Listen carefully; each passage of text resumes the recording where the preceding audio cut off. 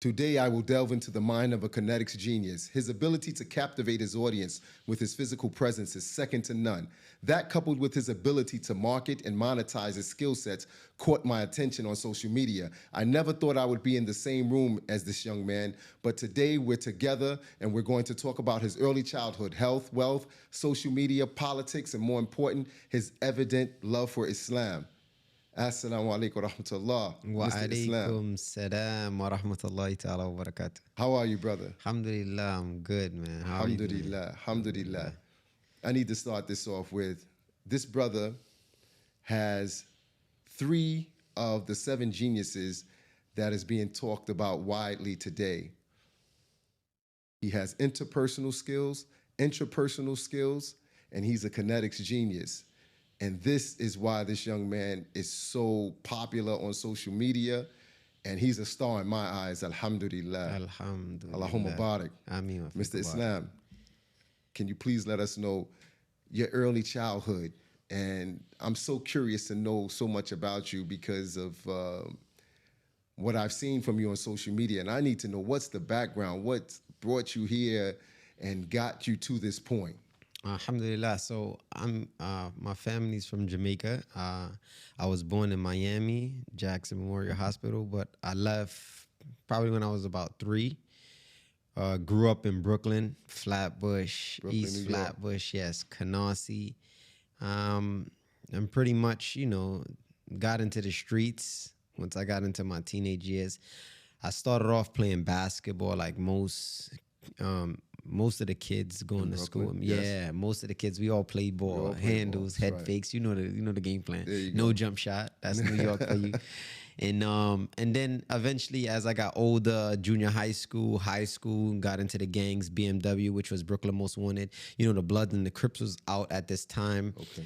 What year was this? This was 2000s, early 2000s, where I started to really like bang, Get into the street life. Yeah, get into the streets, guns, shootings, robbings, being shot, stabbings, at things like that. Yeah, so I got my first stabbing maybe at 15 years old. Wasn't supposed to be outside. Ended up being outside, and that cost me a case basically. Then after that, around 16, armed robbery. Ended up on Rikers Island for the first time. 17, went back to Rikers Island for like a week or so, and then at 18, it was history. That's when I did my first like real bid for attempted murder, which ended up being like roughly over 60 months. Okay, I'm curious to know about this. So you were in prison for attempted murder charge. And what happened in that situation? So I was at a club. Fight broke out at the club. I was with a bunch of guys that were Crip. I was like the only guy So that this is Bloods and Crips. No, it was the guys that I was actually with was Crips. But the fight that started off in the club was just, I think it was like random Haitian dudes, because you had the HMC, like Haitian Mafia Crip, then you had the regular Haitian gangs, and then, so these guys that All in Flatbush? Yeah, Flatbush. So Okay. the guys that it popped off with, they weren't gang banging. So, Right. Once we got outside the club, that's when we ended up having issues with other people that wasn't even involved in the rumble in the club. Right. So, I ended up having the strap on me. A couple of guys I was with did whatever they did. Shootout broke out. One of the guys I was actually shooting at, I guess, shot another guy in the head. That was an innocent bystander. So out of about like 6 or 7 people that were shooting, one person got shot, and he got shot in his head and his leg. And he was young guy at the time. I was way younger than him. I think he was about 23, and ended up being the only one incarcerated for that shooting. And So you were the only one incarcerated Iowa for that shooting. And how I knew what time it was is because nobody on my team had the particular caliber of gun that shot him. Mm-hmm. So I knew it came from the other side. So, I held it down. I had a 9 at the time. He believed he got shot with a 40. He was pronounced. They said he was gonna die. He was in a coma for about 29 months. So all through my paperwork, it was like How many months was he in a coma? 29. 29 months. Yeah. He was in a coma. In a coma. Okay. So they said shot in the head, likely to die. That was all through my paperwork. So they was offering me 15 years for a long time. So everybody kept telling me, if you cop out and then he dies, then you won't get charged for that murder. Yeah. You just get charged for assault with a deadly weapon. yeah. So I was like, whoa, I was about to take the 15, and then he came out of a coma. Yeah. Alhamdulillah. Good. Alhamdulillah. Started to walk, started to talk again, and subhanAllah, later on, this same person caught a homicide and went on a run. He killed somebody himself. later on. Iowa. And, his brother knew I wasn't the one that shot him, and he knew my family, but, So let me get this straight. You were sent to prison for a crime you didn't commit. yeah and no, because I was involved in the shooting. Right. So that's why I took I accepted, what came with it. Because I Right. was in the streets, I was involved in the shooting, but my gun didn't shoot this particular person. And the law on the street, don't talk. Don't tell. Right. Allahu Akbar. You do the crime, just do the time. Exactly. Right? Yeah. So moving on to that, you did what? How many? 5 years? Yeah, I did 5 years. 5 years in prison for this. And how old were you when you were released? I was roughly 23. 23 when you were released. Yeah, it was June 2008. That's the only way I remember time sometimes really is when I do time. Right. So while you were in prison, what were your thoughts? I was still gang banging. I was still focusing on getting my name up. Doing 15 years, like I'm gonna be home. I'm gonna still be young, until obviously Islam came about. That's when things started to change. So did this happen while you were in prison, your first stint? Iowa. It happened while I was still on Rikers Island, which is, the county jail. I New accepted York. Islam. Yes. Rikers Island is a county jail in New York City. Iowa. One of the worst jails in the country. Without a doubt. And so you did the 5 years Yes. and you became Muslim? I became Muslim. So I went in, I think that was 2003.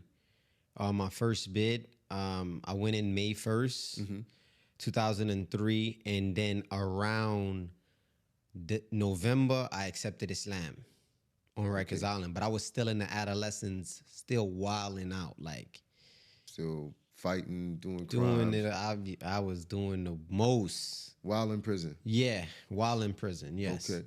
And so during that time, sometimes people rehabilitate themselves while they're in there and they're thinking about doing things, when I get out, I'm going to be a productive citizen. But what were you doing? I was smoking cigarettes because at the time, like weed, alcohol, that was never my thing. I didn't really mess with it. But I was smoking cigarettes. I was running a housing unit because, we had what we call, you own this house. Right. It was people that like owned the house. So I Understood. actually owned a house on Rikers Island, 2 Top Body Shop. That's what we used to call it, 2 Upper North Side. And, taking people's stuff if I wanted it, phone calls, commissary, getting cigarettes, smoking, just the same old crap. You know what I mean? Right. Just same thing you were doing outside, but now you were just Locked up. incarcerated doing it. Yeah, And same. so as your bid went on, as the time went on, when did you start to realize that? So what really happened was I was kind of like duped into accepting Islam. You duped into accepting this now. It's just- It was a good dupe, though. Go ahead. No, that was the best dupe of my life. Yeah, that's a good SubhanAllah. dupe. So Alhamdulillah. when they had banned cigarettes at this time, so the only way you could have really got cigarettes is if you had cash, so people would get money on the visiting floor, or they would kind of get tobacco sent in, and the most people were bringing in tobacco, were the COs giving it to particular people to sell. So I talked to my sister. Her husband was on Rikers Island at the same time as me. I said, sis, I need you to bring me up some stuff, stick it in the pants, because we used to wear our own outfits. So we used to be able to send clothes home and get clothes in. Right. We used to dress regular. So, they stitch up a $20 bill in a hem, you good, So Right. she like, oh, well, Born, which is her husband, he knows somebody that's doing the 1-2 in there. So I said, plug me in. Right. So the CEO called me one day like, yo, the imam is calling you. And I'm like, what's that? Because I never heard about a Muslim. I didn't know what Islam was. I was lost. So she was like, it's down here by the chapel, which is obviously it's this mosque by the chapel. So I just went down by the chapel because I knew it was by the gym. And I seen a brother. He had a kufi on. Didn't know what that was. He had a Allah chain on. We on reconciling. So finally, his name was Muhammad. And then he was the inside imam. Barik. He was incarcerated. So he brings me in the room and it's the outside imam. He bring me in there and he's like, yo, you want to use the phone? I use the phone, 9 and out, didn't have to call my sister, talk to her like, yeah, Born, I hooked me up with Muhammad, alhamdulillah. He tells me straight up, he gave me some cigarettes and says, listen, come down here Mondays, Tuesdays, Wednesdays. And I got you. And that's what I did. So when I first came down to the masjid on Monday, I seen dudes making salah. It was like a secret society. I didn't really understand it. Right. Yeah, it was like crazy. It was weird to me. But anyhow, that's how he lured me in. Wow. The inside imam doing haram was the best thing that happened to me as far as being a Muslim. So, he pressured me into accepting Islam, basically, for the most part. I never agreed to accept Islam, but one day he just was giving the dars, the talk in the front. And this time, this little mosque used to be crowded. I'm talking about you stepping over people. Right. And he's in the front and he was like, yes, my nephew is ready to accept Islam, because he started to tell people like I was his nephew. So they knew me as the nephew of the imam. And everybody turned around and I was just stuck. Gold teeth, braids, the jeans with all of the basketball logos on it, I come to the front. I come to the front, hold your finger out, ashhadu an la ilaha illallah. Next, Allahu Akbar, takbir. Everybody's hugging me. I'm Muslim. I don't know what's going on. I want my cigarettes. That's it. Yeah, that was it, bro. And it was like history after that. And so what time during your incarceration was that? That was around November. In the first year? In the first year of my incarceration. Mind you, at this time, I still own the house. So when I get back to the house, I'm Muslim, but I don't know. I'm eating pork grinds, still beating people up. I'm still doing everything that I'm doing until January 13th. I turn 19 and I go to the adults. That's when it got real, Right. Mm-hmm. And so when you get to the adult house, you're 19 years old now. What happens there? So I meet a guy named Tim. Come to find out, Tim is another Muslim. He's selling all of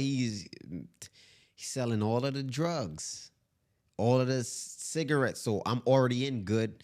And, this is the worst house because I'm high classification.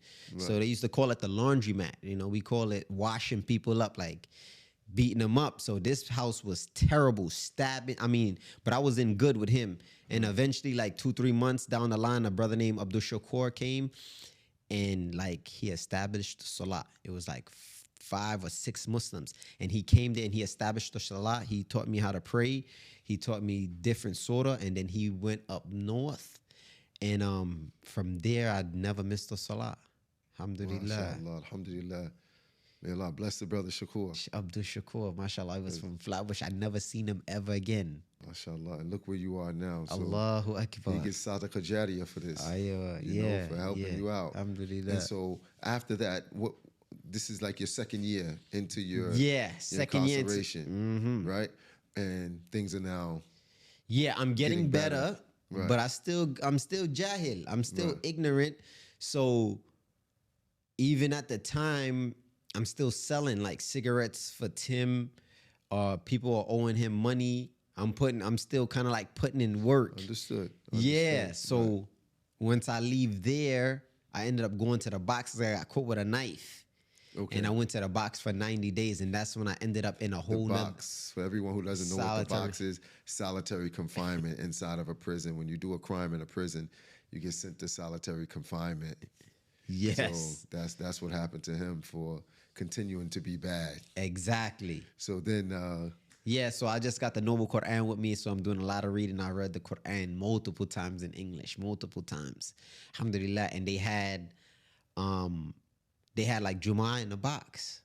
And they had like 1 week, 1 day of class, and then 1 day with Jumu'ah, and the Imam there, Talib, alhamdulillah, he like helped me and he assisted me. And from there, I learned Arabic in the box. It was just like a lot of things, like how to read.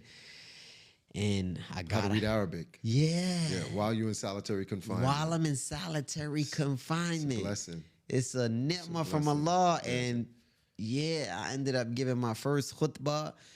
Everything just started to, change for you. Change, yeah. It started to change. And I still ended up later on getting into different fights and squabbles because... Which is going to happen. Yeah. It's remnants of problems you may have had in the past. Yeah. Or whatever. You can't shake certain things when you're in there. Just because you're Muslim, sometimes when you're in prison, reputation follows you. Without a doubt. It'll follow you. So, and sometimes you still have to hold it down, unfortunately. Yeah. Even though, because people don't care if you're Muslim sometimes. Nah, they don't care. That's not a protection for you or in some prisons. It's not a protection for you.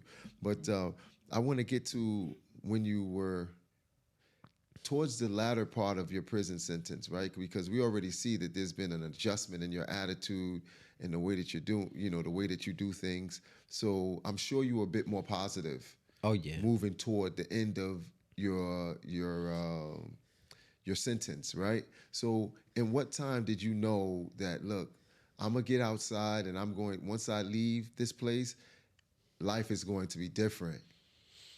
I can say 2005. And what time was that inside of, what time was that during the prison sentence? 2005?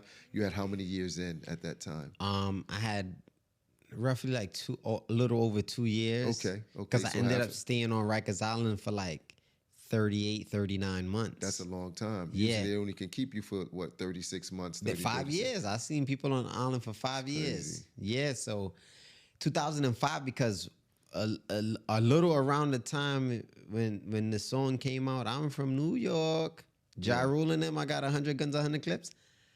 I stopped listening to music around that time. And you stopped listening to music in prison? And I stopped smoking. Wow. That's when I was just like, from Allah, man. That's when I said, this is it. Stop smoking, stop listening to music. It's done. Wow. Yeah, and then, it just went up from there. And by 2000, trajectory was, and it hasn't stopped. Sheikh. Yeah, 2006, I was gone. I was up north. Right. And, I did 2 more years. And when he says up north means up north is when you go to, or he was in prison, yeah. Prison. That's a prison. 77 jails. 77 jails. So when you were up there, what was it like during that time? It was beautiful. People might not like for me to say beautiful that. Compared to what you have to deal with, right? Yeah, especially where I went. So they had a library at this particular spot because most of the jails that I work on Rikers Island, because Rikers Island has many different jails on it. I had a library of books, Sheikh al-Albani, Imam al-Bukhari, Adab al-Mufrad. They had a slew of things. I didn't know about Salafi. I didn't know about, just the correct Islam. Right. And I was just reading and soaking up just all of this. It's evident though. It's evident you did a lot of reading. Yeah. And I got a hold of a particular tape with some Quran, and it was from Imam Ibrahim al-Akhdar. Come to find out, he was the Imam of the Prophet's Masjid, right? And he helped me memorize a good portion of the last 2 juz. You know what I'm saying? So it was good. And the tape, I think, went from Surah Al-Nas all the way to Muzammil. And I was able to memorize that just using the tape. Just using the tape, but I didn't have no more tapes because I had got it from a prior jail that I was at. So it was beautiful. I wasn't watching TV at the time. I just used to play basketball when and then just study. And that's when wonderful, life man. changed for me. That's wonderful, man. Yeah. That's wonderful. And so I'm sure I want to get to, you see how of course, your mentality has changed at this time. What happened now? You get released from prison. I want to go into, okay, I want to know what happened after prison, but there's some questions I have. What happened after you were released? So I got released in 2008. I got married, alhamdulillah. Alhamdulillah. I believe within the same year. I really wanted to go to Medina University, but because of parole, Right, you couldn't leave the country. yeah, it never happened. Alhamdulillah. So I ended up applying later on and got accepted. Okay. But I still couldn't go. I still couldn't make no moves. I believe I was out on this one for about 38 months. 38 months straight. So this was pretty much, since I've been 15, the longest I've been out of prison, but I was still on probation. Wow. Yeah. The longest you've been out of prison was 38 months since the age of 15 at that particular time. At that particular time. Wow. I thought I would never go back to prison. And so you're on the streets now, and Yeah, so this is where it gets crazy. So I started to work for a place called Minhal Academy. And I forgot the sheikh's name. Ahmed Salam, alhamdulillah, good sheikh. They had a good school, everything running. I believe it was like 4 months left prior to like the school year. They really needed somebody. And at this time, alhamdulillah, I could read Arabic, but I didn't have the qualification. Oh, yeah, the qualifications. even the qualifications. But alhamdulillah, I was teaching Islam in this particular school. I mean, and alhamdulillah, it was from pre-K to like eighth grade. Okay. Yeah, so alhamdulillah.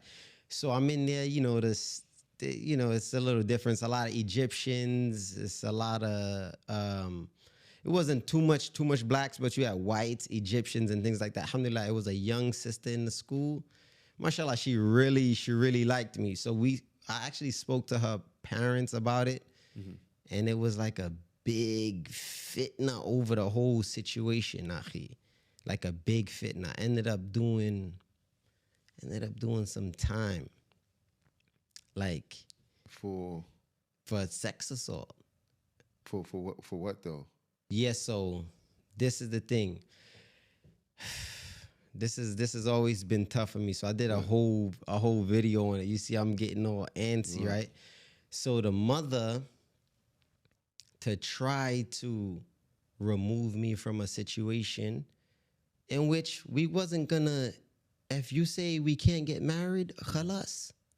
We can't. We know that what the situation is. Right. But don't set me up to get incarcerated and then lie on me, invite me over, and have police waiting to try to say we had a relationship as if I was a teacher having a relationship with a student, which never happened. This was evil. Evil is past the word. What was her motive? Her motive was trying to, because her daughter obviously has never really been out the house. She had twin brothers. She has never been anywhere without one or both of her brothers. Very much sheltered. So when she's seen the attraction, obviously, that her daughter had, she felt like You had more control. Exactly. Right. So I had came to her and I spoke to her about the situation. Obviously, we wasn't gonna get married then, and she said, "I want her to go to college." And I was like, "Khalas, she can go to college. She can finish college. But if this is something she want, the Prophet ﷺ said, if you see somebody and he is righteous, then marry her. to him or not, it's going to be shut in the land. exactly why it's going to be fasad al-ard, Iowa. So she said, no, I want her to go to college. And I said, what do you think is going to happen at college? How do you? You may lose your daughter. Exactly. Before you know it, because she has desires, the same desires you had. Yeah, the same desires you had, and the same way you created her. Obviously, she has that same situation. So I believe that was one of her ways of trying to remove me, and I fought that case for 7 months before I beat it. Mm-hmm. Do you understand? How long ago was this? How long? Oh, man. So 2008, 9, 10, had to be like 2011 or around 2011, 2012. I know it happened in August. So you got acquitted of it? Iowa. Right. So, but I had a violation as well. Well, you have a violation of your parole. So now I go, so after doing, I got to go, obviously. Explain why you had a violation of parole, because people don't really know how you can get violated on parole for something, because most people will say, oh no, he got locked up because of this situation with the girl, and that's not it. I can get acquitted of a crime, but the fact that I'm not even supposed to be in the vicinity of a crime. I wasn't even supposed to be in the state that I was in. Right, okay. So that was a violation in itself. That was a violation in itself. Right, and then you because I was working in another state. Right, got it. You get what I'm saying? Yes. I was working for a particular company that I was driving forklifts for, and we had a big accident, and the company had to release me. And from there, I ended up looking for work, can't find no work nowhere, and this thing pop open in Jersey. I'm like, I gotta go. So it was just a mess. I gotta get this money. Right. So yeah, not to mention the county that I got locked up in. I don't know if anybody knows about Middlesex. If you know about Middlesex County in Jersey, if you do a break-in, a burglary, nobody's home. You just burglar front page. Right. I mean, New Jersey has the highest cop-out rate in the country. More people cop out to crimes in New Jersey than any other state, at one point, than any other state in America. And the reason for that is because their laws are so strict with their mandatory laws. Even if it's your first criminal offense, there are mandatory sentences in New Jersey. So you better take it before you take it to trial. Because if you go to trial and beat it. But this is the thing, and I can't really say, because you said acquitted. So So they were trying to give me a sex charge. Okay. Do you understand what that entails? Right. No, for sure. Yeah, I do. 20 years. Right. You know, I gotta go. I can't go home and live with my mother because I got nieces that's right. That's this age. Because then you'll be charged as a sex offender. Yeah, you can't go to this school. Yeah, y'all bugging out. I'm not taking that. Right. You crazy? What is this sex assault? So they started to explain, well, it's not saying it was a forceful case that would have been aggravated sex assault. So I'm like, explain it to me. So now I'm in the law library, and this is what's causing me to dig, because I'm trying to figure out what, I'm looking at the paperwork. I'm going through all of this. Right. So they saying at least 16, but less than 18. And the person has supervisory or disciplinary status over her. So I'm saying, y'all saying that me and her had a relationship, but it was consensual, but she was 16, but at least, but not yet 18. Because you're saying 16 years old is the age of consent in Jersey. But because you're saying like, if you're a parole officer and she's your parolee, we don't care how old she is. You have supervisory and disciplinary status of us. That's a sex crime. Right. But nothing ever happened. Exactly. She's still a virgin. Right. You get what I'm saying? Yeah. So when I went through the whole situation, my lawyer said, brother, you got 3 strikes. And I was like, what you mean? He said, you're black. He said, you're Muslim. He said, you're ex-felon. Wow. He said, I legal aid. I don't got no money. He said, what you gonna do? I said, I'd rather die than cop out to a sex charge. You didn't commit anyway. Exactly. He was like, well, they'll give you and I'm like, no, I'm fighting it. But New Jersey is known for that. New Jersey legal aids are known to have, especially black people, cop out to crime. This is a fact. I've seen it myself. Cop out to crimes that they didn't commit.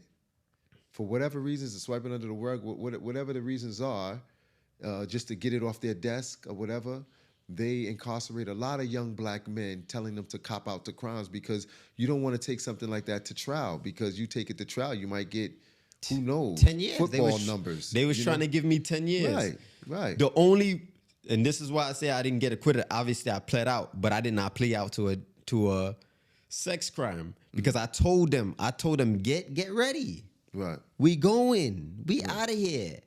And then they came back and said, well, this is what we'll do. We'll drop it down to endangering the welfare of a child, abuse and neglect, as if you left your child home alone. So I said, is this a sex charge? They's like, no, this is not a sex charge. I said, will I have to register for this? They said, no, you don't. So, obviously my lawyer's trying to pressure me into doing it. Should you take it? I'm talking to my mother. I'm talking to everybody. They like, yo, this county ain't the county, my boy. Was it a misdemeanor or was that still a felony? It might have been an F. It probably was an F. Okay. I'm not sure. It probably was, but it wasn't. They was offering me 3 years. At this time, I had 7 months in. Right. But the 3... So at this point, you were fighting this case in prison. You were in jail, in the county jail. I was in the county jail in New Jersey. So was it Mercer County? Was it Mercer? No, this is Middlesex County. Okay. Mind you, I'm beating dudes up left to right in the jail as a Muslim.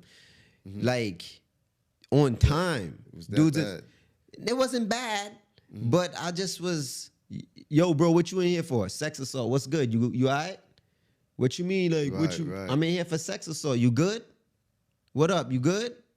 Like, I was on, yo, the dude from New York on. Like, and then dudes that really started to mess with me, I would tell them the whole story and give them the spill.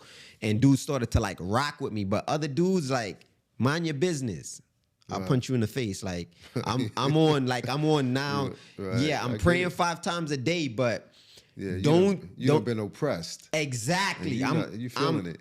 Exactly. I'm in here on, you know what I mean? On some oppressed time. I shouldn't be here. You got me in the papers looking like some creep. You get what I'm saying? I get it. So I'm on timing now. So from there, once I talk and I say, yo, you know what? You got to R&R me. You got, if I cop Release out. on own recognizance. Release me and release me so that I can go do my time in New York, because I don't want to go do your time and then after I'm done go do time in New York. Since y'all offering me 9 months and it's up to 3 years, I know I got 7 months in. If I go, I got to do a 12-month violation in New York. That's 19 months. Right. I went up, did my 12 months in New York, came back down, got sentenced, went up to Jersey, ended up doing like 27 months, not all together. And then they finally released in Jersey. Now I'm out in New Jersey and I'm on parole in 2 different states. Subhanallah. How many years you had for parole in New York? I think I had 5 years for parole in New York. And New Jersey? New Jersey was like a couple. I think it was because they gave you like a 8 flat. That's how they sentences go in New Jersey. They'll give you like a 1 flat. You do 1 year and then you got to do 3 years probation. Yeah, it was something similar to that. Yeah, I know some how foolery. Yeah. But I ended up applying for Medina University. Got accepted. Still on probation. I finished up parole in New York. Then I finished up parole in Jersey. And I was still living in Jersey. I moved to Jersey at this time. Right. And here I go. So tell me this. This is one of the things I want to... What... Having that happen to you. Oh, man. Going to prison earlier for a crime that you didn't commit. You were there. I'm talking about for the gun charge, attempted murder. This was a crime you didn't commit. But you accepted it because you were in the arena. Then you get a charge where you get oppressed from this young lady's mother. How did you look at life after that? Did you ever look at it as, man, this is just not fair? This is, these things are happening to me. Why are they happening? Qadar Allahi ma sha fa'al. Allah has decreed, and what He does, He wills. And this is what you thought you felt. Alhamdulillah. You know what's so crazy? My boy said, yo, I thought you wasn't going to come out Muslim after that. Right. My mom like, yo, you accept Islam. So you still had that tawakkul, like, bro, because I already know what time it is. Right. I already know what would have happened if I didn't accept Islam. Right. See, what kills me is that this is a man's life being taken from him, 7.5 years or whatever it is, for something that he didn't actually do. And this happens to a lot of people and a lot of brothers who become Muslim. Oh, it's not. This is just the beginning. And so I want to know, like, what changed you then that brings us here now to where we're talking? Where did the whole idea to become an entrepreneur, to be like a brand ambassador for Rip Right. You know what I mean? How did we get here? Oh, man. And was it because of what happened to you in the past? Did you start focusing more, saying, look, I got 3 strikes. No one wants to hire a felon. What was it? What brought you to thinking like an entrepreneur, which I say entrepreneurs are born, they're not made. Yeah, because I was selling weed. Yeah. I was always doing things on my own, right? Like we say, right? And you just said maybe selling drugs and things of this nature. No, it's not good. But once you become a Muslim, you start saying to yourself, like, okay, it was business. I was just in the wrong business, but it preps you for the corporate world. Exactly. You were prepped for the corporate world. Prepped, yeah. Yeah, I was prepped. I went back to prison. You went back to prison for going to a gun range. For going to a gun range. And what was the purpose of that? You're not supposed to be a part of your conditions of release. Ain't no conditional release. I'm not on parole. This is what they don't teach you. So anybody who's out there who has a felony and your felony holds more than a year and a day. So if you get caught with 10 vials of crack and that particular charge can get you up to more than a year and a day, even if you get 2 days for it, 3 days, 5 months. If it holds more than a year and a day, you could never go to a gun range after that. And so what happened to you exactly where you couldn't go to the gun range? My prior felonies. Says that you can't go to a gun range. You can't. It's called a 922G, a felon in possession of a weapon. It's a federal charge. This is no longer state. Was that written anywhere when you signed your parole papers? No, it's not. It's federal law. It's not state law. So how would a person know? They won't, and they don't care. That's the secret. That you're not supposed to touch a firearm as a felon. Yeah, legal. You can't go touch a legal firearm in a particular gun range. Even in a range. I did 41 months for it, my brother. So this is 3 back-to-back. Yes, I was firing that pistol, right? Right. But I didn't shoot the dude that I got locked up for. Yes, I was in this school. I knew this girl, and I went to her mother, and we was talking about marriage. But I didn't do nothing to that girl as a teacher and all of the stuff they blame me for. No, alhamdulillah. Now, third, did I fire a pistol at a gun range? Yes, but I didn't know. So now, that's over 10 years in prison. I'll say this, my brother. I'll say this as I'm listening to what you're saying, right?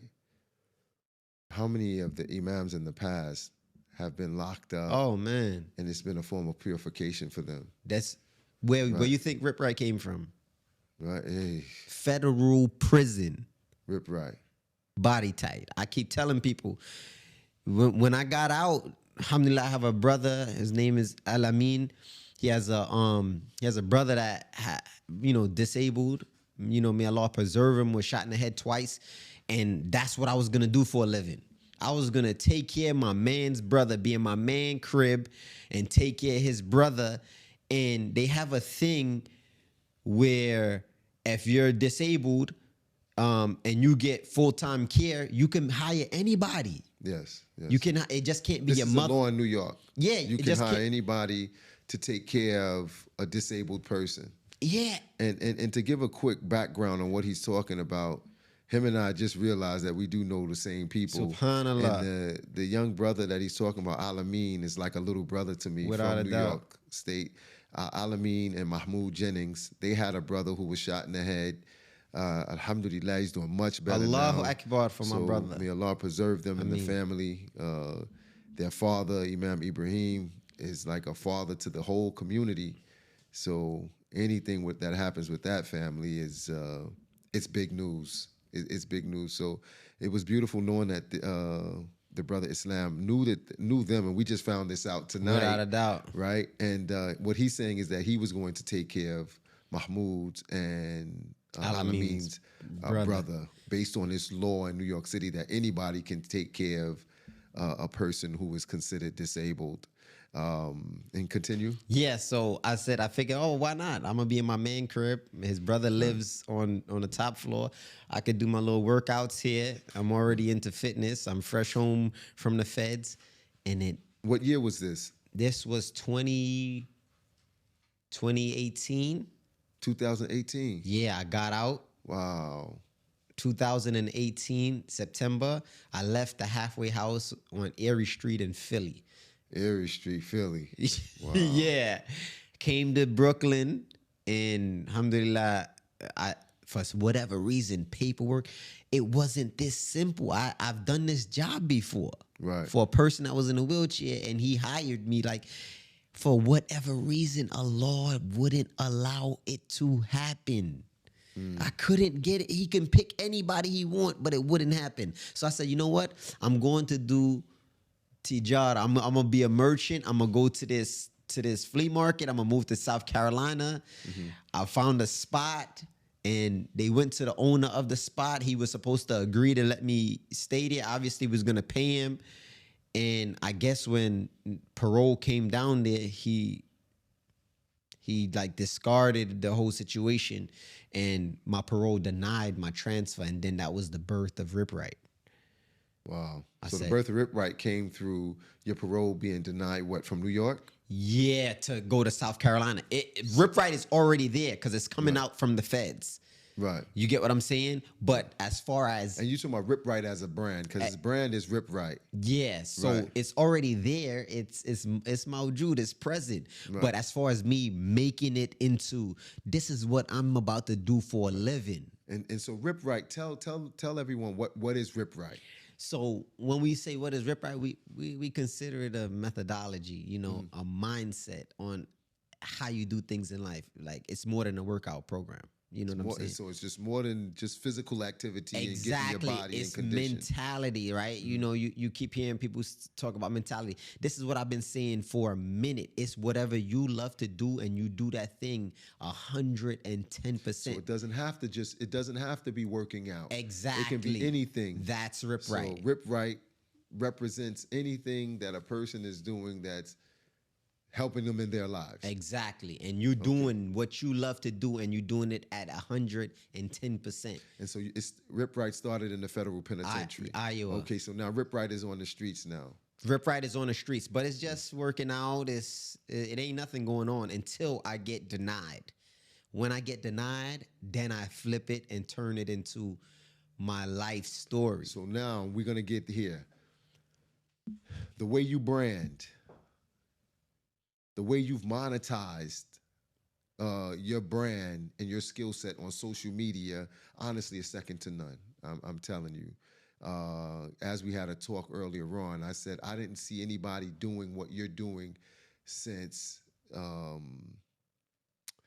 what's his name? Since Abdulaziz. Mike Rashid. Since Mike Rashid. Subhanallah. And Mike Rashid, that's like my little brother. You know what I mean? Even when he was here, he did. I knew he would be a star. I knew Mike Rashid has that star power in him, that aura about him, just like you have. Those interpersonal skills, and he was as strong as a bull, even when he was here. He was strong as a bull, right? And just looking at him, I always said he has a certain way about him that he'll be a star one day. I knew that about him. So when I see his his ascent, his trajectory now, and what he's doing, I am not surprised at all. I see Mike Rashid in you. You know what I'm saying? I see the same thing happening. Will it happen on the same scale? I believe so, if you don't give up, right? Now, I want to know, and then when I look at Mike and I look at the way Mike did his branding, I never saw that, and I never saw him doing that when he was actually in the UAE, before he went back to America and became as big as he is now. But you're not surprised because, you know, entrepreneurs have this type of thing in them. What was it and where did it start? This whole entrepreneurial thing that you have, which has you 272,000 followers, that has you monetizing rip right to the rip, you know? That has you as a household personality on social media and known to everyone. I tell people all of the time I didn't go to college. I went to jail. So that is college sometimes. Yeah, and I think you know, in jail it helped. Obviously, my little time drug career. Even when I was in junior high school, I don't know if people remember BDs. We were selling BDs. Like when I was young, we were selling them. So, you know, selling when cigarettes started to go up, and he's not glorifying this. He's just talking to his story and where it started. We were selling Lucy's. We were selling packs of cigarettes for $5. So you're saying that this is where your entrepreneurial spirit came from. May have not been the right thing to sell. Not at all. But then my pops, my brothers, my cousins, you know, we talking about all Jamaicans, man. That's all they did was sell weed, unfortunately. So your customer service, where do you think that came from? It might, I'm not sure. Maybe my pops, because, you know, he was a real social guy, always smiling, always laughing. But he'll kill you, unfortunately, you know, like real nice guy. You know what I'm saying? Right. So I think it kind of came natural. And since I've been young, you know, a lot of people say, you know, people gravitate towards you. Yeah. So I think even from that, and then being, you know, in gangs, next thing you know, I'm leading the gang. Do you believe? Well, okay. Well, we know entrepreneurs are leaders. Yeah. Right. And so you were in gangs before. You ascended. You became the leader of the gang.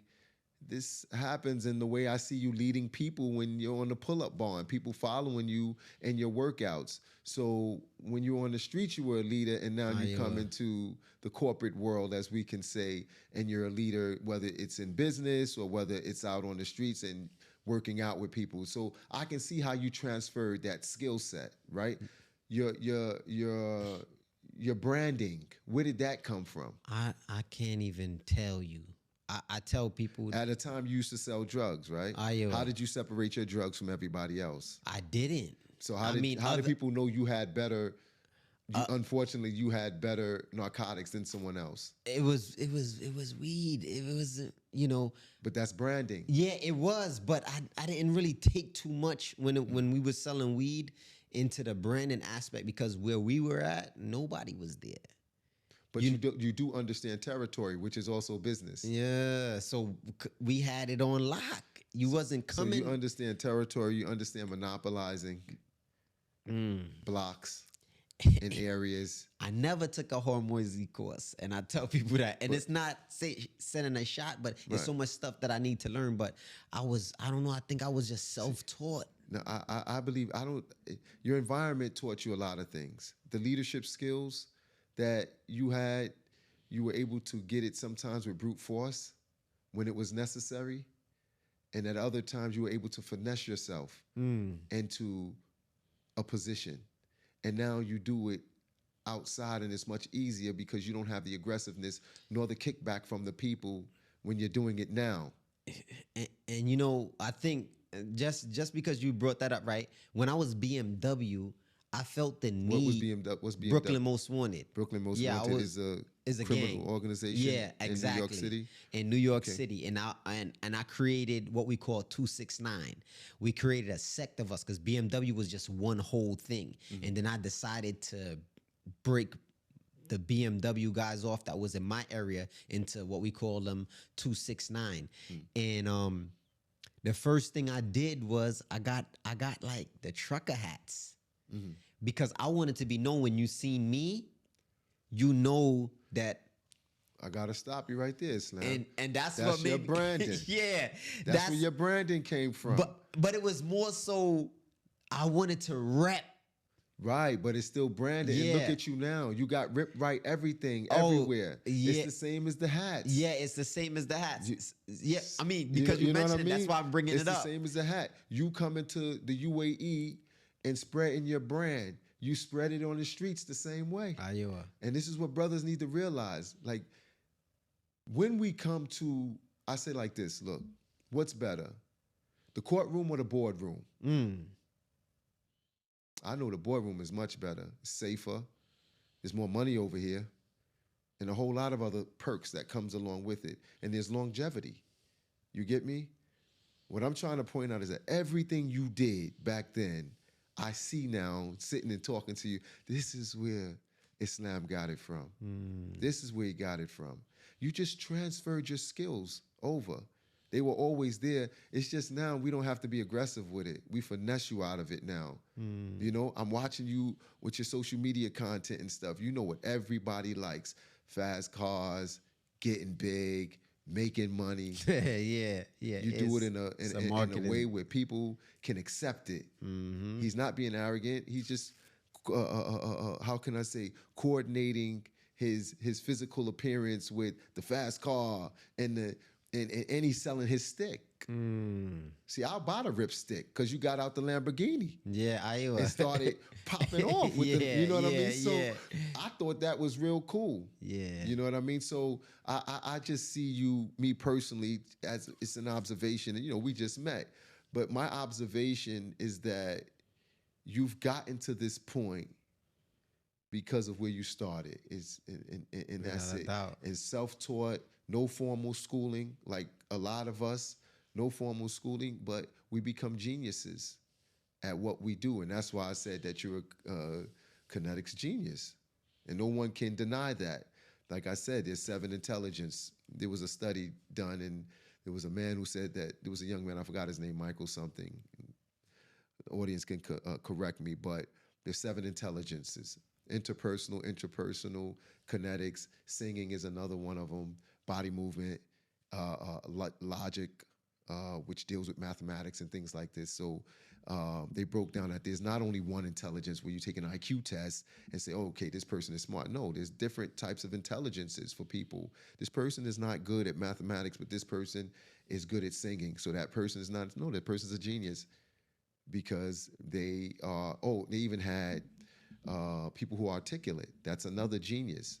So this person is articulate as he's a genius because he speaks very well, and that person is a genius because they understand mathematics very well. You get what I'm saying? And so, bro, you're a genius at what you do, and you've literally mastered what you have done. Because before I knew you, I used to be looking at your videos like, who is this dude?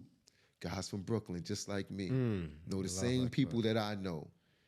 Same background, you know, just a genius at what he's doing right now. But with monetizing, how are you monetizing your social media at the moment? And what advice would you give to people?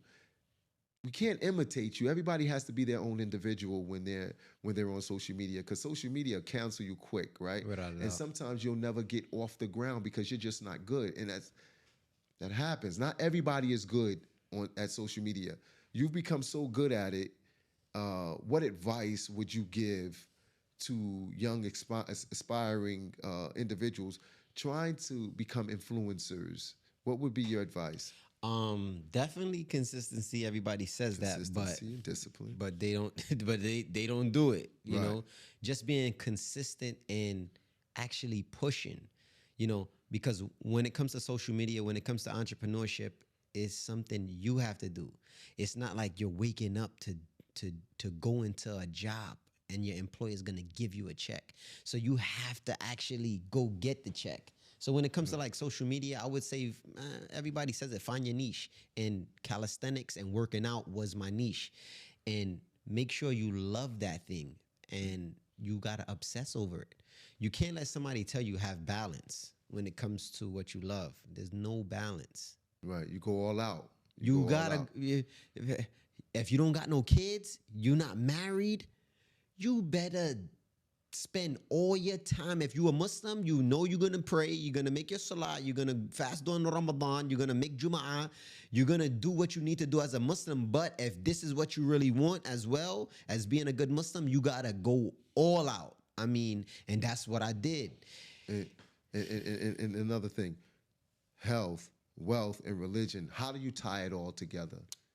So it was pretty simple. You know, the Prophet ﷺ, we know, may peace and blessings be upon him, we know that he was physically fit. They keep saying, oh, Islam was ruled by the sword. Islam, they took this over by the sword. And then you say, America did, France did, every other country, any place that conquered another place, they did it with the sword, whether it was a gun or a sword. So, right, like honestly speaking, so in Islam, yes, fighting is permissible. Being strong is permissible. Defending yourself is permissible. How can you do that if you're not healthy, right? So even the people who are religious also have to be healthy. If you're not healthy, then what? You're bedridden. You can't pray, right? Right? So you have to be able to tie all of it in. And so it was pretty simple for me. What was shocking is that there was nobody on social media when I started combining working out with Islam out there. And it was shocking. Like nobody. You're right. You're right. And I think that was one of the things that caught me, that you were so out there with it. Now tell me this. When we look at our religion of Islam, right? And your wealth that you're making off of social media, I already know what your answer is probably going to be, but how important is it for you to make money and support our religion of Islam? Oh, see, a lot of people don't know, because I don't really put it out there, because, you know, they say don't let your right hand know what your left hand. Exactly, left hand and right. So the real motive behind Rip Right is really to fund some hadith disciple, right? A lot of people don't see. They see Rip Right hadith disciple. They say, what is that?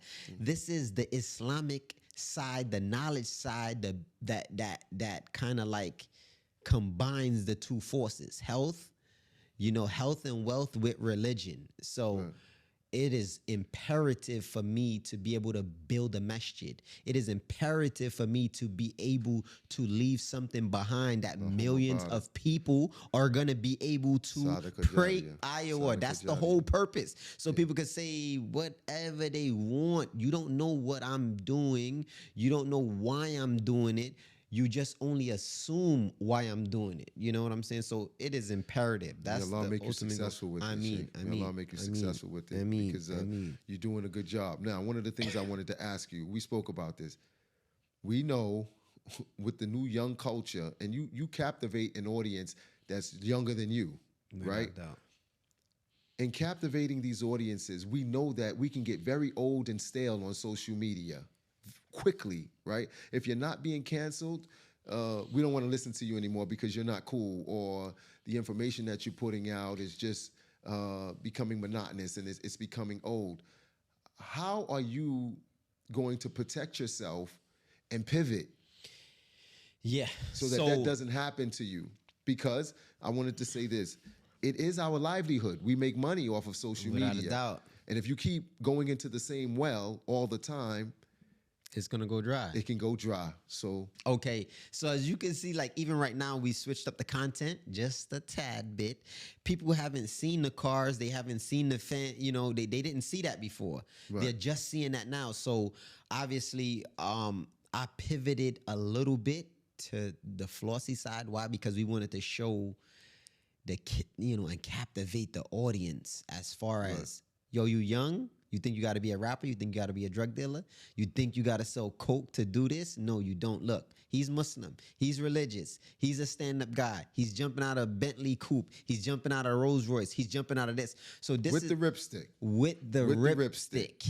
And I think the ripstick is going to be something that's going to last for a long time.